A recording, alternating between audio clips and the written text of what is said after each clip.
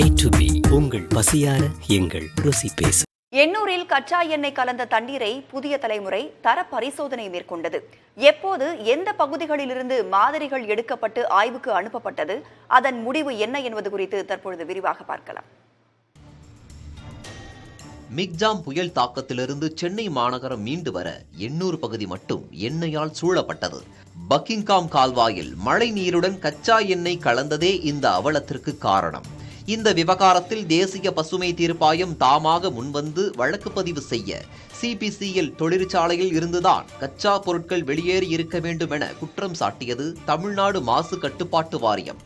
இந்த சூழலில் மணலி வழியாக பாயும் பக்கிங்காம் கால்வாயில் காட்டுப்பாக்கம் கிராமத்தில் ஒரு மாதிரியையும், கொசஸ்தலை ஆறு வங்கக்கடலுடன் சேரும் நெட்டுக்குப்பம் கிராமத்தில் ஒரு மாதிரியையும் ஆய்வுக்காக டிசம்பர் 13ஆம் தேதி சேகரித்தது புதிய தலைமுறை.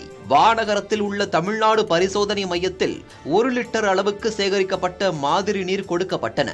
இதில் தண்ணீரின் தரத்தை அறிவது, உயிரினங்கள், தாவரங்கள் பயன்படுத்துவது, கச்சா பொருட்களின் சேர்மங்கள் குறித்து அறிவது என 3 விதமான ஆய்வுகள் நடத்தப்பட்டன.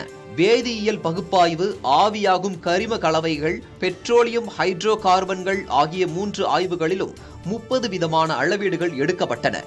இதில் 2 கிராமங்களில் இருந்து எடுக்கப்பட்ட தண்ணீரை குடிநீரோடு ஒப்பிடும்போது அபாயகரமான அளவில் இருப்பது தெரிய வந்துள்ளது.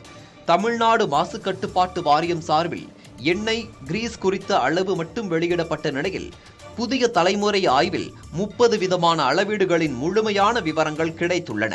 இதில் 1 லிட்டருக்கு 866 மில்லிகிராம் அளவில் கச்சா எண்ணெய், கிரீஸ் கலந்திருப்பது கண்டறியப்பட்டுள்ளது. மாசு கட்டுப்பாட்டு வாரியத்தின் தரவுகளிலும் அதே அளவிற்கான முடிவுகளே வெளிவந்துள்ளன. அதில் 1000 முதல் 3000 மடங்கிற்கு மேல் அதிக பெட்ரோலியம், ஹைட்ரோ கார்பன் துகள்கள் இருப்பதும் உறுதி செய்யப்பட்டுள்ளது. புதிய தலைமுறைக்காக ஒளிப்பதிவாளர் சதீஷ்குமாருடன் செய்தியாளர் பாலவெற்றிவேல். A to B உங்கள் பசியார எங்கள் ருசி பேசு.